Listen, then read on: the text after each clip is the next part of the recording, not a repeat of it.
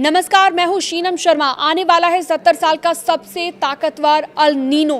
भारत के मौसम पर क्या पड़ेगा इसका असर, आपके इलाके में क्या पड़ेगा इसका असर, पूरी जानकारी इस वीडियो में मैं आपको दूंगी। दरअसल 2026 के अंत तक 1950 के बाद का सबसे बड़ा ताकतवर शक्तिशाली अल नीनो विकसित होने की उम्मीद है। 69% चांसेस हैं इसके।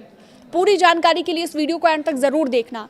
देखिए, भारत के मॉनसून, बारिश, तापमान और मौसम पर इसका काफी असर पड़ सकता है। आईएमडी ने इसको लेकर क्या कहा है, भारतीय मौसम विभाग इसको लेकर क्या कहता है, वो समझ लीजिए। प्रशांत महासागर में एक संभावित ऐतिहासिक अल नीनो डेवलप हो रहा है।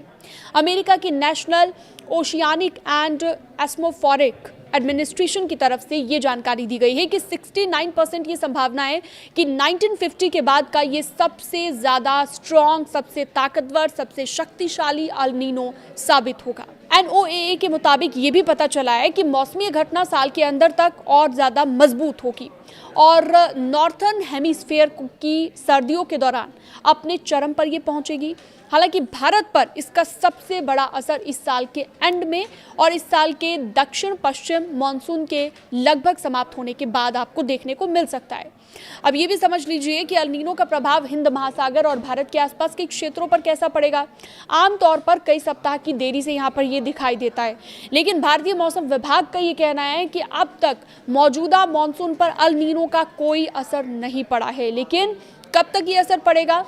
90% ये संभावना है कि NOAA के मुताबिक अपने मासिक El Nino southern oscillation bulletin में उन्होंने ये बताया है कि उत्तरी गोलार्ध की सर्दियों के दौरान मजबूत अल नीनो बनने की 90% चांसेस हैं।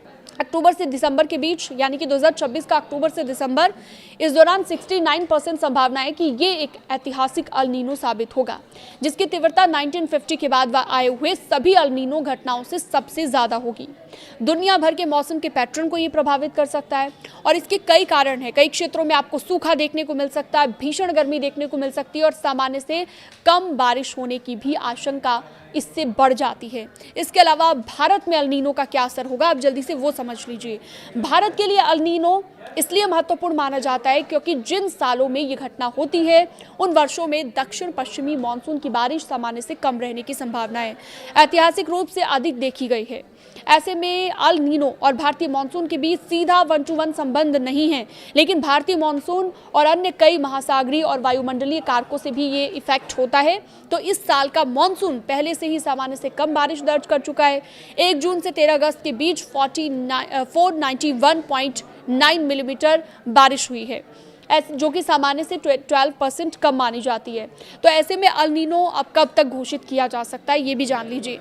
इसके प्रभाव को कुछ हद तक हिंद महासागर संतुलित कर सकता है। IOD को हिंद महासागर में ENSO का समकक्ष माना जाता है, तो फिलहाल IOD न्यूट्रल स्थिति में है, लेकिन भारतीय मौसम विभाग का ये अनुमान है कि ये मॉनसून के अंत तक सकारात्मक यानी कि पॉजिटिव हो सकता है और इसका असर आपको देखने को मिल सकता है। आपको ये खबर कैसी लगी हमें कमेंट सेक्शन में ज़रूर बताइएगा। इस वीडियो को ज़्यादा से ज़्यादा लोगों के साथ शेयर ज़रूर करना ताकि सबकी हेल्प हो।